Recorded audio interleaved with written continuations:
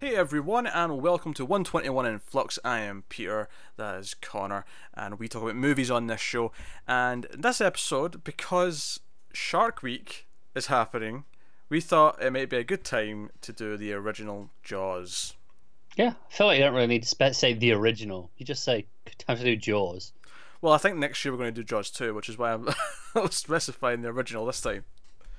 I don't know. Might do another random shark movie. We'll see. Well, I think the plan was to do more than one this year. We just didn't have time because we had other movies that we had to do. But I feel like next year what you're going to get is Jaws 2 plus other shark movie. And then the year after Quite that, possibly. you'll get Jaws 3 plus other shark movie. Quite possibly, yeah. I think that's the plan. Unless for some reason we're quite busy that summer. I want to do that though, You'll because just get one. I've never seen Jaws 2 and 3, so I definitely want to do those. But I also want to check out some other stuff. Like, I don't know. Yeah. That said, Matt watched Jaws 2 the other day and didn't sound very good. And Matt will forgive a lot of things. Yeah, I'm not looking forward to Jaws 2. I am looking forward to Jaws 3. Okay. I've heard glorious B-movie things about Jaws 3, so I'm okay for that. But we're going to talk about Jaws. We'll start spoiler free, I guess, like we always do. We'll give you a warning somewhere in the middle before we get into spoilers. Although I imagine most people have seen Jaws, but just in case. You'd think so, yeah. Just in case. And we're going to do that. So, yeah, that's what we're going to do. So, Jaws, of course, it's a film about a shark. Jaws the shark. His name's not Jaws. It's not. I know it's not. It's a peep show joke. I'm sorry. His name's Bruce, for the record. I know, but it's a whole thing in Peep Show. It's, Oh. It's Jaws the shark. All right. But yeah, and I'm just noticing a slight video hitch. No, it's not a video hitch. What's that? I'm not seeing anything. There's just a black bar at the bottom of your video, and I don't know why. Oh, there is, isn't there? I don't know why that's there. That's weird. Hold on. Aha. There we go. Look at that. Skype's got nothing on us. Yeah. I updated my Skype for the first time in years because Skype told me that if I didn't, I wouldn't be able to use Skype anymore, and it changed so much for our recording needs. That's why I didn't change it before, because it changes so much, and it really bugged me. But anyway, we've been jumping through hoops all night. We're recording this much later than we planned. So yeah, because we actually had two other things to record after this, but those will be waiting now. They'll be waiting for another night because it's late. Jaws, of course, is a classic. Do you know what? It's actually, there's something special every so often we do what I'll refer to as a biggie. You know, like we do a lot of weird little movies. We do some like gems. We do some classics here or there. But every so often we do some one. Shy. Yeah, but every so often we do an Alien, or we do, we do, what's another big film we've done? Godzilla. Yeah, we do Godzilla. We do an Alien. Even Predator. Like, it may not be as big as these films, but it's definitely in the pop culture. It's one of those films where everyone knows this. It's part of our recent history. I was gonna say I maybe wouldn't have said Predator because I feel like it's been a while since we've done one like this, and Predator was relatively recent, I guess. Sure. But it's a big classic. It's just one that people talk about a lot, and it almost needs no introduction. That's why I'm almost struggling to have an intro for it. It's like, okay, it's a movie set on what do you say about Jaws? Yeah, there's a shark and it starts eating on people, and the sheriff has trouble convincing the mayor, and there's all these things. So ultimately, I mean, obviously we both like Jaws. I think that's probably quite obvious. Honestly, my first thought, or watching this, was that I miss this Spielberg. I miss him so much because Spielberg's not made a movie that I really like in a long time. Yeah, I'm trying to think, but I think it has been a while, hasn't it? I mean, hell, there's several of his films in the last 10 years that I've not even wanted to see. Never mind, and Lincoln was one of the most... I need to have a quick glance now, see what the last one that was like. That was undeniably just that was great. Yeah, it's been a long time because even the stuff from the 2000s, which I like some of it well enough, I don't think any of them compare to his best stuff. And I imagine a lot of people would tell you Saving Private Ryan, but Not for me yeah, personally. I don't love Saving Private Ryan. I think it's okay. I think I mean you have to go back to the back to back of Schindler's List and Jurassic Park Yeah, I think that's it. in I think after '93. that, That's yeah. I think after that there's a drop off, and then it's kind of, and then there's a bit of a decline gradually because like you know, you look Yeah, at there's like Saving Private Ryan, Minority Report, Catch Me If You Can, War of the Worlds. None of those are bad. no, no. Even Terminal's not bad. The Terminal's not a bad movie. Yeah. But then you get a little bit later you get your Warhorse, you get your Lincoln, your Bridge of Spies. Yeah, so really, really dull. And let's not forget Crystal Skulls right at the start of that section Yeah, as well. I kind of brushed over that because I was like, I don't even want to mention Yeah. that. So it's worth noting. Obviously, patrons are getting this episode slightly early, so I think Shark Week's technically not started for the patrons when this goes up, but for the public when this goes up. Yeah, it's I think Shark Week starts on a Sunday, so it's a couple of days early for the patrons. For the public, right at the end, you've been flooded with shark content all week. I'm sure. Probably, yeah. But here we are. So it's funny actually when I put in the Blu-ray to watch it. For some reason, I went to the making of first. I didn't watch the whole because it's 2 hours long. It's like a meaty 2 hour making of on that disc. But I watched the first like 20 minutes. It was just kind of fascinating to hear some of the conceptions, particularly like not knowing what to call the book. Like he went through tons of titles and he said they were all really pretentious, and it was like, oh, it was the Jaws of Death, or it's like, and it's like we can't even decide on a word we like. And I was like, well, how about Jaws? Just call it Jaws. It's catchy. It fits in a book cover. Like just call it Jaws. And it's funny because now like we think of Jaws, we just think of this movie. It has so much meaning behind it, but they struggled to name the book. And that's interesting. It's funny. It'd been a long time since I'd seen this. I'd seen bits here or there, in recent time because I'd studied scenes here or there. But it's probably a good decade since I've just sat down and watched it. It's been a while since I've watched this all the way through. It's been a while. Yeah. I can't remember. Probably when I got the Blu-ray, which I think came out in like 2010, 2011, something like that. So not that far off. Yeah, that's probably when I watched it last. When I got the Blu-ray when it came out. In fact, it's funny enough. I opened the case, right, and they had the ultraviolet code, and the expiration date Still in there. was like March 2015, and I'm like, jeez, we've had these ultraviolet codes for a while. I didn't realize we had them that long. Yeah, where this one's now 3 years out of date. Damn. I know. I never use them. No, nor do I. I'm fine. But yeah, so you got Jaws, and you got the. So I guess we just start talking about why it's so good. Like, why does it work? Because it's great. We don't have to tell you it's great. It just is. But yeah, everyone knows that with Jaws. Yeah. It's kind of a horror movie. It's kind of an adventure movie. It's kind of all these different things. It's one of those that I never know if someone says to me, "What genre is Jaws?" I don't know. Like, I don't know what I'd say as a definitive answer.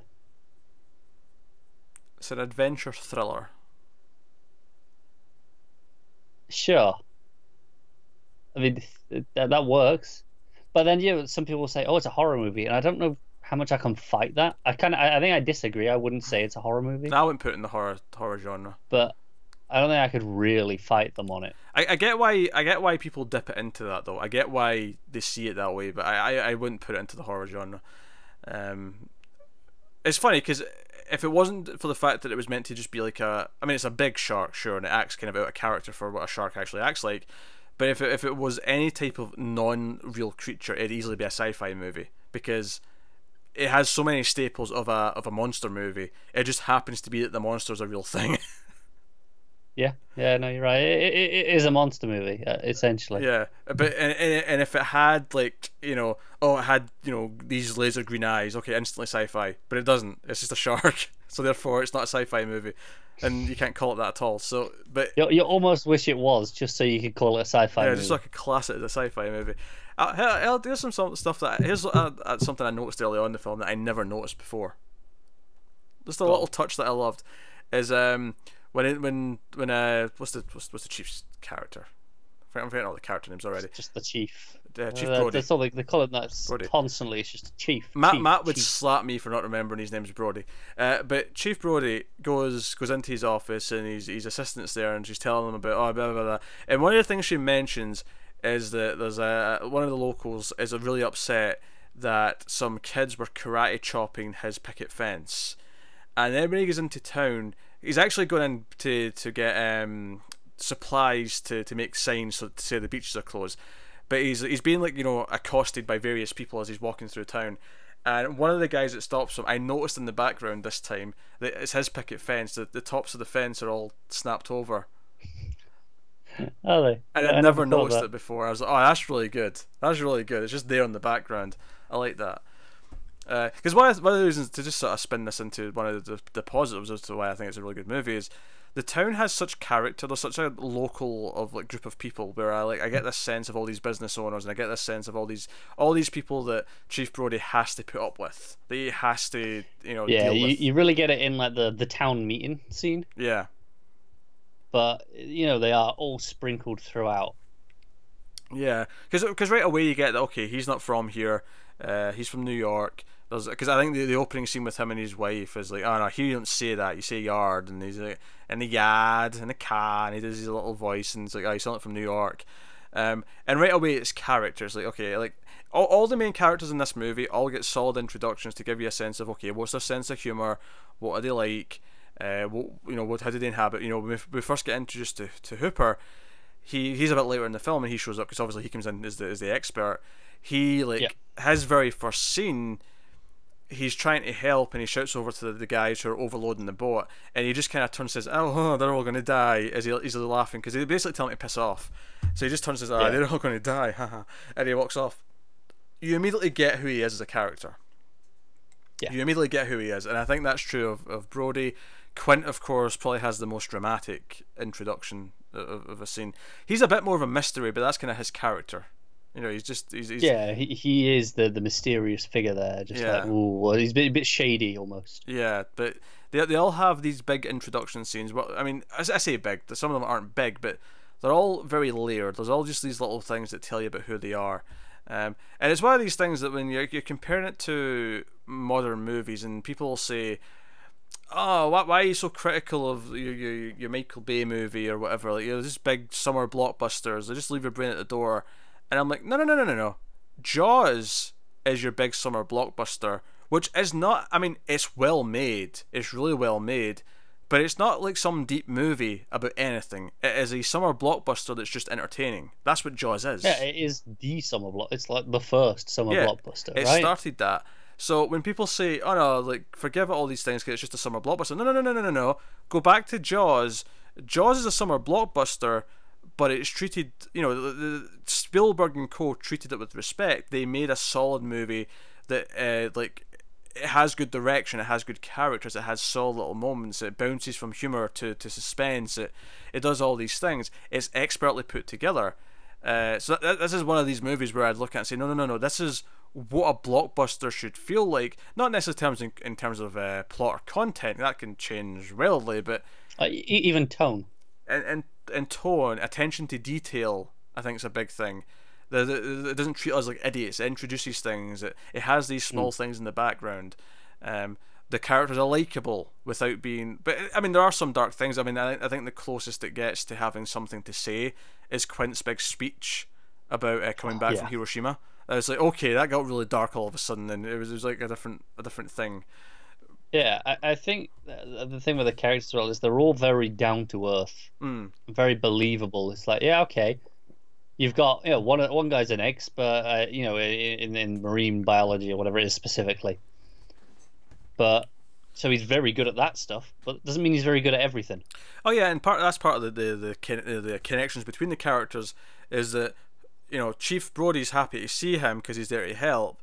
But Quint looks at him as the city college boy who's never actually worked on a boat, and therefore sees him as inferior, and that becomes their core sort of back and forth. Is like, Hooper's trying to prove himself and getting frustrated when Quint just disregards him, and looks Yeah, for and it comes down to bonding over battle scars. yeah, that's eventually what we get to. Yeah, which by the way, just full spoilers for the whole thing. I don't want to dance around things in this one, so full spoilers for Jaws because it's Jaws. But yeah, it comes down to that bonding scene with the battle scars, which leads into the story, and it's like after that scene, the other two characters kind of understand them a little bit more. The whole idea that he will never wear a life jacket again after that incident where he was trapped in the water with all these soldiers and all these sharks like killed so many of the men.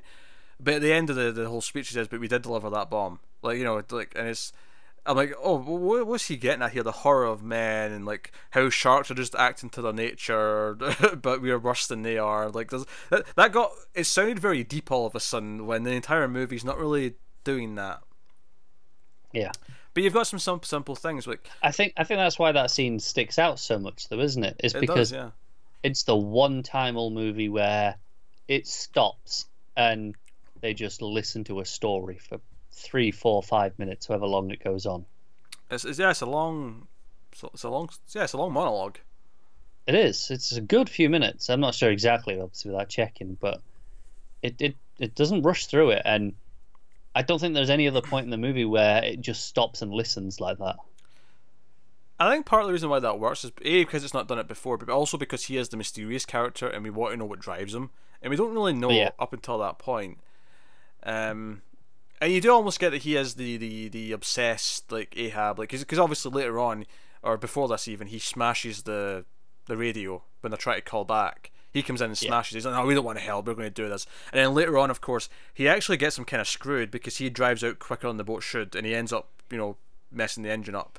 And all of a sudden, it's okay. We're screwed. We're out here because he is obsessed. He has to kill this. There are some wonderful moments in the music that I want to refer to, like obviously we'll get to the main theme because whatever. But separate from that is the moments where he starts pushing it. He starts kind of going towards almost like a little bit of madness, right? Where that obsession comes in. The music does these really like light and almost playful things, just in like on the flutes, and it's like it's so out of touch. And it's just kind of there, sitting in the background, as as he's running to see the water's flooding into the engine and it's all smoking. And he's looking at it. It's actually an extension of the little flute theme that plays with Brody. There's like a little adventure theme for Brody that plays. There is, which I'm going to ruin for you now. Oh, go on. It's Twinkle Twinkle Little Star. That flute theme is almost identical. Dun, dun, dun, dun, dun, dun, dun. Yeah. I'll have to listen to it again. Yeah, I know. But next time you watch the movie, when he's climbing up the ship and stuff, like that's Twinkle Twinkle Little Star. Yeah, and the one that comes in at the end when they get to shore. Yeah. Okay. All right. Yeah, just to ruin that for you. Sorry. Well, it doesn't really ruin it. It doesn't sound like Twinkle Twinkle Little Star. It does once it's in your head. It's all you'll be able to hear. Watch it now and you're going to go, damn it. We'll see. I'll check next time. What I was going to get though is that everyone talks about the main theme. I'd forgotten those little adventure bits were in there, those little light moments.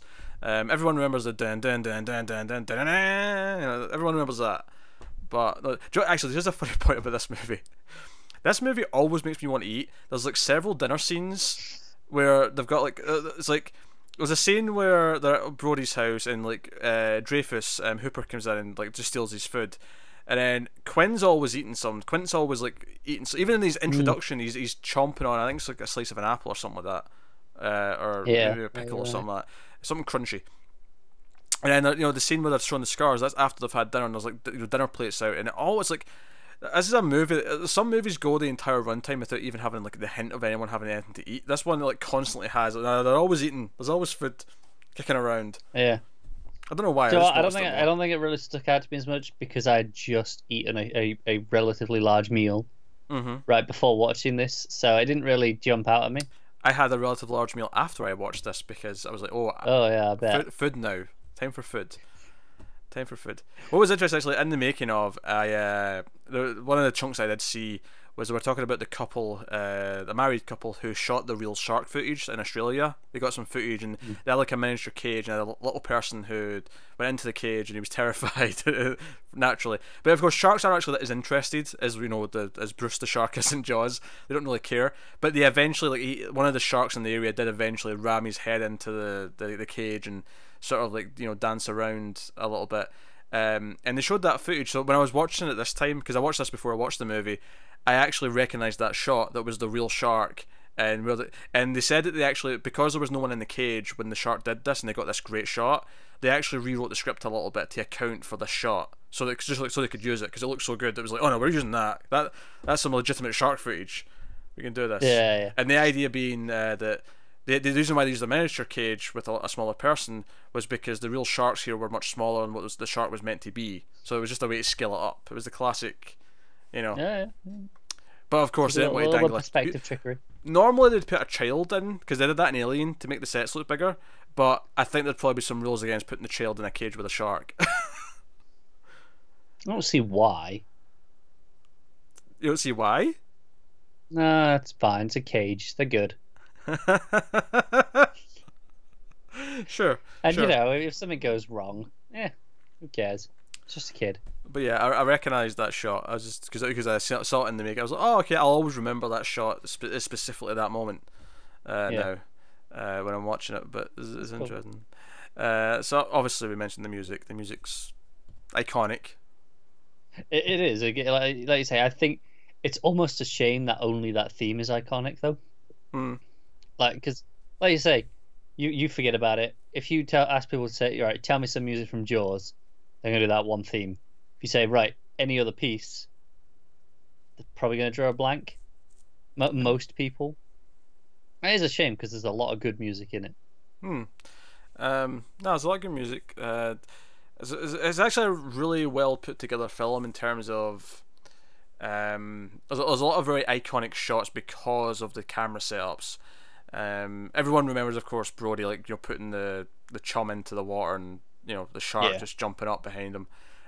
Which actually, again, watching it this time and kind of thinking about the movie a bit more as I'm watching it, I don't think it ever occurred to me that's actually the first time you see the shark in the movie. Really, like you see like the faintest outline of him in the water at a couple of points, but that's the first time. Thin here or there. Yeah, but that's the first time you really see him.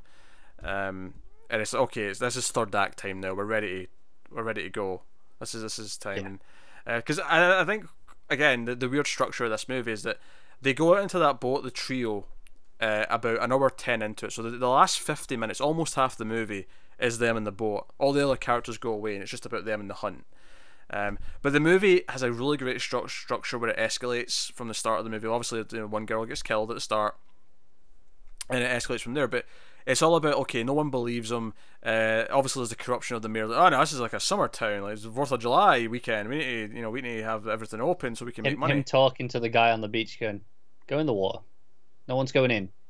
You're going in the water." Well, yeah, because by this point, there's been a couple of incidents, and no one wants to go in. Okay, fine, we'll go in, and everyone goes in, and they actually have the scare because there's a kid with a fake fin. And obviously, when he comes out of the water at the end, there's tons of boats with guns pointing at him. And I'm like, geez, you're a lucky kid, you didn't get shot. They could have started firing into the water just to try and kill the shark. And obviously, there's the point where they think they've caught a shark, and Hooper's like, nah, that shark's too small. They caught a shark. To be fair to them, not that did happen. Yeah. Not the shark, but even because this is the thing. Quint, after his introduction scene, the only time we see him is during this scene where they think they've caught the shark, and he's in his boat in the background, just laughing. He's like, "That's not the shark." He knows. Like Hooper and Brody, he comes over for dinner. He's like, "Oh, let's go check that shark." He's like, "Okay, fine, we'll go down there and we'll check it out." They have to go down and cut it open just to confirm it, and then that's when they go out at night and Hooper goes underwater and it feels it's again very suspenseful scene. All underwater stuff, and of course there's a whole thing throughout the film where Brody's scared of water, and he always has been. So he's terrified. He's got a life jacket on the entire time. He's doing his whole thing, and but it's all building up. It's not until it's almost Brody's kid who gets killed because he's in the pond area, and that's where the shark goes, and a guy loses his leg. That was another thing from the making of documentary. Is one of the guys said, "Oh, there was originally two different guys losing their legs, but thought, no, that's two. That's we only need one. It's repetitive at that point." It's not wrong. You can do an arm and a leg, but not two legs. Oh sure, yeah, sure. But no, it's really it's fun stuff. It's weird that this is rated PG when you watch it. Yeah. I mean, it's because there's not actually much blood or anything like that, which I think is what drives up the rating. Is the actual the blood of it. Even the nudity at the start, though, especially when you're watching now in HD, like the nudity is kind of there. You can kind of see it. Yeah, no, that's true. Surprised it never got reclassified. I know, because I mean, in SD, I buy that the silhouette and the darkness of the scene probably hides the nudity, but in HD, you can just kind of see it. It's pretty full frontal at one point. So yeah, no, you're right. It's kind of weird. I guess it's just from a different time. now nudity is the thing that drives up the rating more than anything. No, it is. Yeah. Cutting off a head, that's strange. Fine. A boob? Oh no, R-rated. Yeah, pretty much. Can't be having the boobs in a PG-13. I mean PG-13. No. I'm glad we can cut off the heads though. Oh yeah, no, I love a good bit of violence in my movies. I don't want that to go away. It just feels weird that it's classed as better than nudity. Yeah, it is weird, isn't it? Yeah, it's odd. It's an odd thing, but you go. Especially where one is distinctly more normal than the other, right? Yeah, you're much more likely to come across nudity than a head being chopped off. Yeah, I would hope. Lucky. Yeah, I would really hope so. If nothing else, you see yourself naked often enough. That's a good point. Yes, there you go. Yeah.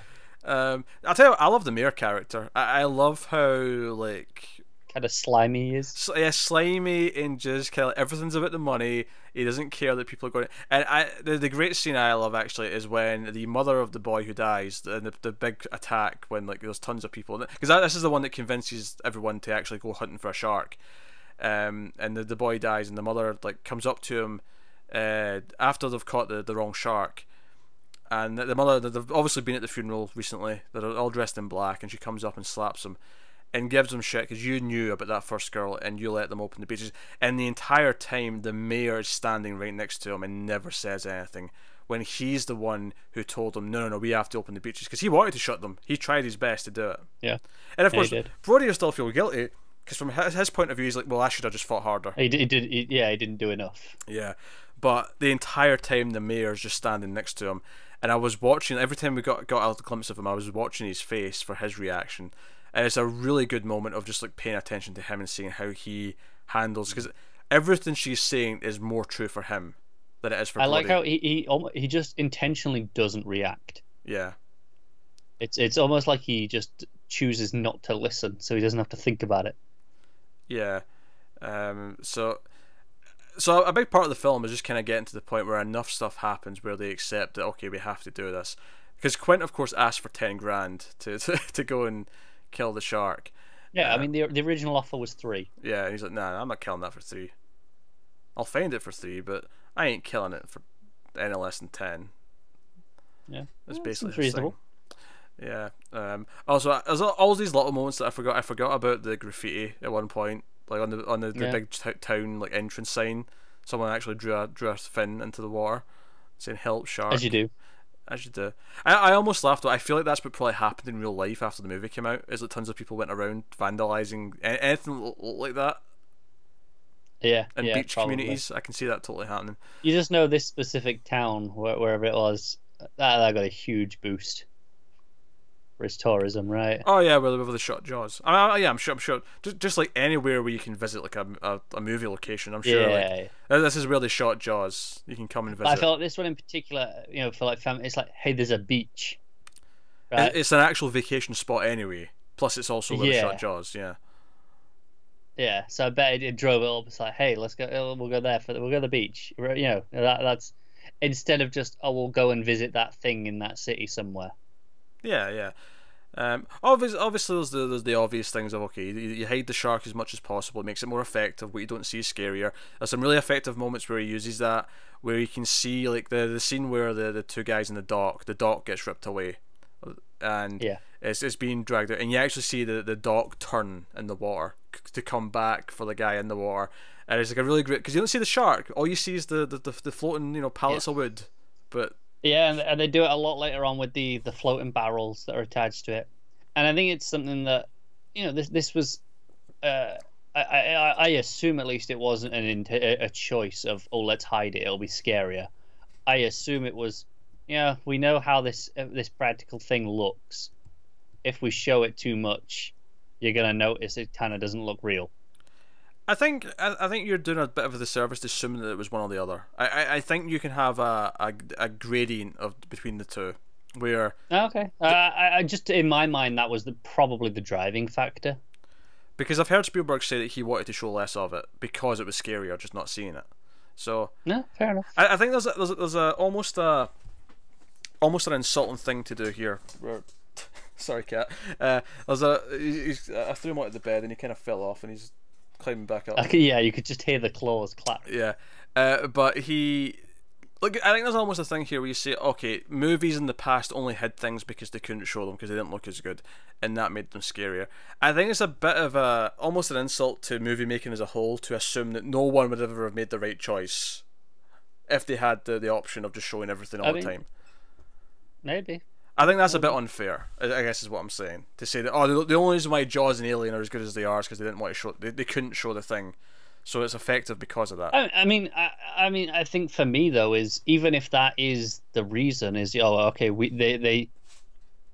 they knew they couldn't show it. They knew that they had to be creative and work around that. To me, that's what's to be applauded. Not that, oh, they made the right choice either way. You know, say it wasn't an issue. To me, is they had that limitation. And they were like, okay, we need to work around this, and they came up with something that is arguably better. It's applauding it for something different, but I think it's silly to think that no one just ever had the right idea of seeing less is scarier.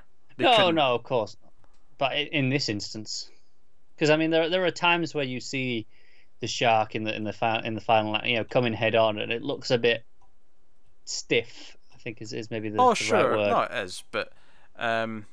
If Spielberg wants to tell me that he didn't just always hide it because he couldn't show it, there was an actual choice there, because I mean, in that scene with the wood, like, he could have still showed the fin. The fin looks fine whenever that's peeking out, but he didn't. He made the choice to just do it with the bit of pier that was there, and that was a creative choice. It wasn't something he was forced into. I mean, that's still the way I feel about it, but I don't see that as a negative. I see it as, you know, knowing the strengths and knowing the limits and working to that. Oh, there's definitely skill in that as well. I'm not downplaying that. I think just to assume that, oh no, the reason why we ever learned that showing less is more is because they couldn't show anymore. It's kind of impossible to find out. And at one point, the problem is, you know, when he says it now, it's like, yeah, of course I meant it that way. I'm like, yeah, you're gonna say that, aren't you? It was a success. Sure. But I don't know. I think it's wrong to assume that back then, like, there wasn't any, like, you know, creative. Because I mean, there's a reason why, like, Spielberg was good at what he did, right? Yeah. Right, and I think it's maybe wrong to assume that he just lucked into, like, kind of the style that Jaws has because he couldn't do it another way. Okay. You know, it just feels like it's a discredit to, like, the achievement here because it is so effective. And I just feel like I think Spielberg's a particularly good example here, because you have the effect is prevalent here. It's prevalent in Jurassic Park, right? Of hiding the dinosaurs quite a lot in the shadows, you know. And then if you look at, to go recent, say Ready Player One, there's no hiding anything at any point, you know, and things that arguably should be. And maybe he's lost his touch over the years, but maybe it's just the technology got to a point where he felt where he could do what he was in his mind's eye. He's not got those limitations that he's got to work around, and it suffered for it. He's just gotten worse though. Like, I think that's clear from the movies that don't have CG. Also, Ready Player One's not a movie where you would hide things. I feel like there are points where it plays with the like certain horror-ish elements, and it doesn't hide. Like there's the Shining section, for example, where but everything's just really well lit and in your Oh, face. sure. I mean, The Shining is really well lit in your face, though. It is, but I'm just saying that there are elements in that movie where I feel like okay, I can see, but he's like, nah, it's good enough. We'll just leave it. Well, I mean, It's that's not a having that completely different limitations. like thing to talk about, though. Is him just think, oh, that's good enough. No, that is a Well, completely no, different no, debate. and that's the thing here, where ultimately, for me, the way I look at this is, it wasn't good enough. He couldn't just leave it and go, "Oh, it's good enough." So he was forced to think of a better way. He was forced to think, "How do I get around this and Oh yeah, improve but it?" my problem with what you're saying is though is you're implying that that's all he ever did in the movie was like, oh, I can't just show this, so how do I do it another way? You're not saying to me that you're saying to me that he never once just said no. I choose to not show this because I think this will be a more effective scene. I know, and that's what I think. I stand by that because in the later movies where he can just show things, he chooses to just do that. Like, yeah, sure, there's limitations with the shark, just like there was limitations with the alien suit in Alien, and Yeah. you work around that. Um, but there's still certain amounts more you can show if they want to, and there's a choice there not to. There's a choice there to, oh, we could always have the fin, but it doesn't actually. There's actually very few scenes in the movie where you have the fin sticking out. No, it's true. It's done in different ways. It's done in different ways to sort of like up the tension in a new way that wasn't the same as last time, and kind of keep escalating until you get to that last chunk of the film where okay, now we're seeing the shark coming at the boat and Yeah. and so on and so forth. Gotta see it eventually, right? Of course you do. And it looks pretty alright when you see it eventually. Yeah, Like, it does. It's the only times where I'm like, are the shots where it's coming head on, yeah. where it's coming straight at the camera, and I'm like, and it just looks stiff. And they're the only times where I look at it and go, yeah, okay, that's not great. Yeah. It's funny though. I feel like just because Jaws is something ingrained into my childhood, this is just what a shark looks like to me. So it doesn't stick out as weird. I think it's the fact that the jaws don't actually move. It's always open and coming forward like that. Yeah. That feels unnatural. I feel like I'm so used to this movie though that when a shark's done like properly in CG or whatever, it feels unnatural because there's too much movement. No, I get you. It's I almost get the you. opposite. I'm just so used to Jaws that anything else feels weird. Yeah. Because it's the benchmark for shark movies, right? It's this the. It is. It absolutely is. Now we mentioned the characters, but you probably mention the actors behind these roles. They do a really good job. I mean, Dreyfuss, of course, worked in a few Spielberg movies. Scheider as Brody's great. Robert Shaw is Quint, who died just a few years after the movie came out of a heart attack. Yeah. Gives a great performance. I like Brody's wife actually, Ellen Brody. She's and I like the mayor as well, of course, as I mentioned. But I think what's interesting actually is watching it this time and thinking about the wife character is that when he leaves to go, she gets really upset, and sort of having that in my head this time, I actually, if I have a critique of the movie, is I almost think it's weird that when they get back at the end, there's not like just a Yeah, because we never see them quite get to shore, right? They have the victory and then it washes up. well, actually, no. You see them get on the beach at the end of the credits. If you watch to the end of the credits, you actually see them get out of the water. Yeah. But well, I mean, yeah, that's what I mean. That's getting to shore. You never you don't see them interact with anyone. Yeah, back on land, and it almost even if you just kept it how it is, but just have like her run up to them as they come out of the beach, maybe. Yeah. It's just I felt it's like, okay, I'm lacking closure for her because she's so upset when he's leaving. The last thing that we have with her is when she phones the radio. Yes. To be like, hey, are you all right? You know, what's going on? You coming home for dinner? Yeah. And that's it. After that, there's nothing that I can recall anyway. No, there isn't. No, that's it. So I guess for her, it feels unfulfilled, and she's such a big part of Brody's story throughout the film. And actually, one of the best laughs in the movie, I think, is when he's telling their kids to get out the little boat. They're not even out in the water; they're just sort of at the dock, and he's in the boat. He's like, "Get out of the boat!" And he's like, "Ah, you're being a bit extreme." And then she looks down at the shark book that he was reading, and there's an image of a shark like chomping on a boat, and she's like, "You heard your father! Get over here right now!" that was really funny. Cracks me up every time. No, it's good stuff. There's a lot of little funny moments. Again, the mayor asking them to get in the water and they're not. His general sleaziness as he's trying to justify everything. Yeah.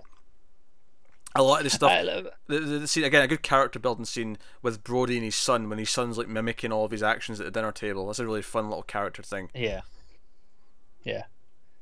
No, I think as an extension of the wife kind of being forgotten, I think to an extent you can kind of say the whole town feels like that once they get out on the water. I understand. That's the point. They're isolated. They're alone with the shark now. Yeah, it becomes the Moby Dick. It's just them in the water with the beast. It does, but there's never any moment afterwards with beyond just the wife. There's never any moment of the town having that relief that okay, no, we're clear. We can back to business as normal. I think you don't need that as a whole. I think if you just had Ellen Brody though, I think she would represent the town and her relief that he's back. That's fair, but it's such a it's such a big part of the first half of the movie is the town spirit and all these smaller side characters and all these things that he's dealing with, and once they go away, they stay gone, and I think that's a little bit lacking. That I would like something with them still. Yeah, just to see him with his wife and kids again, make a lot of sense. Because Hooper doesn't need to reconnect with anyone. He's just been, his main bonding has been with Brody the whole movie. So yeah, so he's fine. But I am almost a little surprised there's not just a scene at the end of just people on the beach. Just show it's open, right? People are not scared. It's back to normal. People are, because the last thing we see of the town is everyone's terrified of the shark. No one wants to go on the beach. The town's in ruins because this is their livelihood for the year is this summer period, and there's nothing for them after. We don't get them back to reality. Yeah, I mean, I don't think it's a huge problem, but it's just one of the things that stuck out to me as I was watching it, just how quickly it started. The credits just start rolling, and I'm like, oh yeah, it just ends kind of here. It does, yeah. And there's just I don't know, just closure for particularly Ellen Brody, but I guess by extension the town as a whole. But her specifically felt like a weird thing to not have at the end. But it does, yeah. But again, this is the 12th, 15th, 20th time I've seen the movie. I'm just kind of, I'm looking at it. I'm like, oh, okay, what could possibly be better? Because obviously the action's fantastic. Them in the boat, everything with them. I feel like that boat almost becomes a character in of itself. You get to know it really well as when they're going around to the other side of the boat and they're having to sort of climb the ledge outside the little cabin. The fact that they've got a little dinner area deep inside in the boat under the deck and all that stuff, or even just something as simple as all the little tools that Quint has. When he first gets like a catch on his reel, and you see him just kind of strapping in and getting his giant fishing rod, and he's got a little holder for it, and all these little elements that just it builds up. Yeah, even to the point of when the shark's getting away, and it's dragging them, she just gets the machete off the wall. It's just there. That's when they've got the ropes and it ends up pulling the things out off the boat. Yeah, isn't actually to use machete. Oh, he does get to stab the shit out of the shark at the end when he's getting eaten. Yeah, no, it's true. He goes down stabbing. A warrior's ending. I guess you could argue from his character he felt he should have went in that day in the water. This was his fitting ending. A shark finally got him, I guess. Yeah, definitely. But no, so all that stuff is really exciting. Like I say, the scene where he does sort of slowly hook on his harness and stuff. That's great because the other two characters are just talking and bickering still and talking about whatever, but he's just noticing the water. And he's just noticing there's a pool, and he slowly starts to. It's very methodical, and it builds suspense. It's great, and there's so much good suspenseful stuff, especially once they're on that boat, and everything's just I think it's a great example to go back and see. This was a blockbuster, and by today's standards, there's not a lot of stuff happening really. It's not these big, there's not buildings falling down. There's not big alien spaceships. There's not. It's so simple. Just a shark. Yeah, but it's treated like a blockbuster. The way it handles it, it's so exhilarating. It is. So it's really effective, and it did surprise me a little. Its pacing again. It's been a while. I remember it being shorter for whatever reason, and I think it's because I feel like in my head more of the film is on that boat. It's not. It's less than half. But in my mind, that's the majority of the movie. That's the real meat of the movie. In your head, that's the start of Act 2 is when they go out in the boat, but it's not. Yeah, exactly. All that stuff in the town, in my mind, from my memory, like I said, it's been a decade. It's condensed, right? Yeah. Like it just doesn't take as long as it does. It takes, instead of an hour 10, it takes maybe 40 minutes. And it is, while I'm watching it, I'm not going, "Oh, this is taking far too long." Nothing like that. It just stuck out to me that there's more than I remembered. Yeah, I think it's all essential though. Like I say, it builds up perfectly. Oh, it is, yeah. To the point where they're willing to let him go and hire Quint and go out on this insane. Because by that point, it's almost like personal because it almost got his son. So it's like, no, I'm doing this. We're going out there, and obviously Hooper's heavily invested, and they're all very different characters. Hooper is really into sharks. He loves doing this stuff. Quint's the obsessed hunter, and then Brody's like scared of water, but it's personal, so he has to go out. He's also the chief. He's also kind of responsible as the guy who looks after the town. So no, like all that stuff builds up perfectly in the movie. I think it has flawless pacing. Action's fantastic. Suspense is fantastic. It has really strong characters who very quickly you get who they are. They're very likable, and you're into their story. And even the sort of slamier character of the mayor is really fun. It's fun to deal with them and how Brody plays off of him. It's never like, oh, he's annoying because he's this obstacle. The obstacles make sense, and because it's all building up to more doom. Because as they put it at one point, on 4th of July, you're basically setting up a buffet table for the shark, and we have all the people in the water, and it all goes. They won't go in at first, and they all do, and it feels like hundreds of people on that beach get into that water, and they get in so quick because it's dead. And then the mayor comes over and is like, "Hey, why don't you go in the water?" He goes in, and then a couple of kids go in after. They're like, "Okay," and then suddenly it's rammed. There's just so many people. I love how he was scared about the sharks, but when the mayor tells him to go in, he actually just grabs his kids' hands and brings them with him. And if you think there's a chance there might be a shark, do you bring your kids with you? Yeah. Like at first it's like, I just put that sun cream on, and I don't want it to wash off. Yeah. Which you wouldn't get away with now because they all they're all water resistant, aren't they? But I mean, obviously I know I'm a ginger. Yes, you're a ginger. Yeah, I live and die by the stuff. I get away with not unless I'm actually going to be out like on a beach or something like that all day. I don't necessarily need, if I'm just traveling to and from places, I'm fine. I have a 20-minute walk to work. I have to put sun cream on like my arms, just so I don't burn. Just going to work in that. Yeah, sunburn's awful. I've only had it a couple of times in my life, but it's hell. Yeah, it really is. It's not pleasant. But yeah, no, you're right. He's a little bit resistant. He's like, "Come on, go in the water." He's just like, "Come on, kids, let's all go." Do you know what I think it is really? He's like, "If this shark comes, I'm throwing the kid. I'm getting out of here." Also, I love that the mayor's telling him to go in the water, but he's walking around in a 3-piece suit, just telling people to go into the water. Like, how about you go in the water, mayor? Eh? Think of that? Yeah, exactly. You could go in, but no. No, gotta convince others. That's what a good mayor does. So no, but I mean, that's pretty much Jaws. It's like it's one of these films where like talking about it feels different than talking about other movies that we talk about because it's like, okay, we don't have to, like, everyone loves Jaws. We don't have to like sell you on the movie. You're not defending your position. No, not really. I mean, I had to defend earlier when you were bashing Spielberg, even though Spielberg and me are not in very good terms right now because he's made some really boring films in the last decade. But you say I was bashing Spielberg. I was crediting the man. Lincoln is one of the most boring experiences of my life. I'm so glad I never watched it. Lincoln and Attack of the Clones are like side by side in my head for boring. Like Jesus, really? Yeah, like side by side, so boring. That really says a lot. I mean, you got another Indiana Jones to look forward to, right? I hope it's better. I really because obviously Crystal Skull was not good, and then his Tintin, which was very indie with Peter Jackson, I don't think that was very good. That put me to sleep. Yeah, that was boring.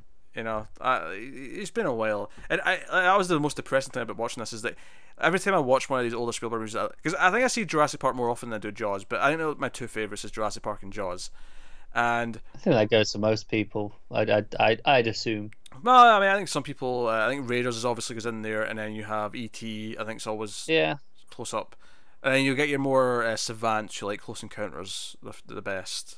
It was a solid movie. I'm not dissing Close Encounters. It is, but you always get that odd one who's like, that's the best. Yeah. But you know, watching one of his older movies, because I'm so used to Jurassic Park that I don't necessarily forget anything about Jurassic Park. I've seen it so much. Yeah. But his other films, Jaws, E.T., and Close Encounters, which I watched a lot as a kid, but I have not watched as much in my adult life. Going back and seeing just how well crafted it is, and the pacing, the shots, the edits, everything about it. It really upsets me. The crazy thing is at this point he was churning these out. Like, he was just Jaws obviously was a little bit earlier, but once you're getting into the mid '80s through to the early '90s, they're just coming thick and fast, right? Yeah, I mean, he's got a lot of like different films mixed in there, because you've got like Empire of the Sun, you've got Color Purple, and yeah. But like I say, you've got Jurassic Park and Schindler's List in the same year. Yeah, I mean, for Jaws to Jurassic Park is kind of his golden era, right? I mean, that's his time. Yeah. In that time, you've got 3 Indiana Jones movies. You've got Close Encounters, Jaws, Jurassic Park, Schindler's List, E.T. E.T. of course. How can I forget E.T.? Like that is the era of Spielberg that I You'll get the odd person who'll defend Hook. Oh yeah, sure. Yeah, some people like Hook. I want to see Duel, because I've heard Duel is basically just Jaws with a truck, and he made that before Jaws. I need to get to that. In fact, it's on the Patreon vote actually for Screams this month. Believe it or not. What is it? So it's all vehicle movies. So we'll see if it wins. But I mean, I think it's funny that all those they were coming out, whatever, and then you get up to Lincoln, 2012. And then you actually have 3 years off before Bridge of Spies in 2015. Yeah, he's got a lot in the works right now, though. I feel like he's got like 5 projects all. Yeah, I mean, IMDb's telling me West Side Story. Because you had The Post and then Ready Player One within about 6 months of each other. You did, yeah. So he does do it still occasionally. It's still a thing that happens. You do occasionally, but I say then you have points where it'll take 3 years off. And it's like, okay. He did that after Bridge of Spies did not. After Jurassic Park and Schindler's List, he took 3 years off before Lost World, but that makes sense. That probably destroyed him physically and emotionally, doing those two back to back like that. Yeah. And then he got to Lost World and was like, I don't really want to do this one. Yeah, he just got churned. He's just dragging his feet, going, fine, I suppose I'll do it. And I'll be honest, you can kind of tell. You can. You can't tell. But hey, they did Saving Private Ryan, which most people would hold up, in his upper, echelon of films. I wouldn't. I think it's solidly made, but I think it's just a bit too sentimental for my taste. Yeah, I think it's fine, but I mean, I can't really argue on the people who think it's up there, because I mean, if you want to love it, you love it. Yeah. And there's enough of them that I can't argue too hard. Yeah. So no, but that is Jaws. Hopefully we added something to that discussion. Probably not. Yeah, I'm not sure if we did. Probably not. I don't have any. I mean, we had a criticism and we argued over the authenticity of Spielberg. Coming up with some of the reasons behind the choices, whether it was based purely on what he could show and what he wanted to show. And I'm not disputing that there weren't cases, of course, of like, no, I can't show this because the shark's not good enough, so we'll work around it. Do something else. I'm not saying there's none of that. Of course, I'm not saying that. That'd be ridiculous to say. I'm just saying that wasn't 100% of every single choice was based on that. We shall see. Well, no, we won't. Because they'll never tell us. He'll never tell us. No. But hey, so that is Jaws for Shark Week. We do have another movie already watched, so there will be, obviously we're doing some makeup episodes spread out throughout this month and next before the time lost in April and May. So you can expect a bonus episode of In Flux on Monday. So you can look forward to that. Monday, Tuesday. No, Monday. It'll be Monday. And undecided already. No, I was just thinking. You're thinking what else you got to put on? Well, no, I was thinking Tuesday because it's more even between the Fridays, so it's middle between them. And then I thought, no, Streams is going up on Wednesday, so just to spread it out within the movies, Monday's the better choice. So Monday. Yeah, okay, you what you're doing is you're assuming that they're like, nah, they're all sticking around for Screams. They all want to hear whatever shite you're talking about this week for that. Oh, I'm just assuming it's some shite. It usually is for Screams. Oh, they do this week. Is it a special level of shite? Well, it depends. If you're watching this on Patreon, it's a special level of shite coming up next Wednesday. If you're watching this on public YouTube, then a special level of shite went up a couple of days ago. At least we think. Well, no, I've not watched the movie yet, but I'm expecting shite.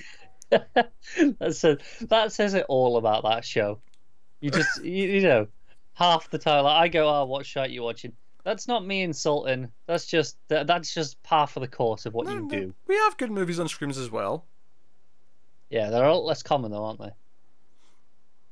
Like we've never had shite on this show. We did Westworld. Yeah, we have. Westworld, sorry, Waterworld. I mean, we did Waterworld, and we did AVP 1 and 2. 1 and 2. Yeah, I was getting there, but So, yeah. I mean, I'm just saying the ratio of shite to decent is a lot more respectable on this show compared to on Screams. Okay. Alright, that's been 121 in Flux. You can, of course, let us know your thoughts on Jaws in the comments, like and subscribe, all that stuff. If you want to support the channel, head over to patreon.com/MailFuzzTV. It's worth going over there. You get a list of all the different shows and all the different audio feeds, even if you're not going to become a patron. But of course, we would love if you did become a patron because you'd be supporting us and keeping us going. And even $1 a month is fantastic, and would be worth more than watching all the ads for a month on YouTube. That said, if you can't do that, don't feel bad. You can watch the ads on YouTube. You can like, you can subscribe. All these things do help. All of these things support us. But that is us. But there are stuff. In fact, the first ever 121 extra went up this past week on there. That is an exclusive show to the $1 tier. For $1, you get a bonus show a month, and it alternates between Almost Cancelled Extra and 121 Extra. This was the first 121 Extra. We did an entire discussion episode on aspect ratios and the various shapes of various movies and why they're important, and the history of them, that kind of thing. Basically, each episode will be a different topic in the movie world. Sometimes it'll be something technical like that. Sometimes it'll be like a genre or something else, but we're looking for suggestions, of course, as always.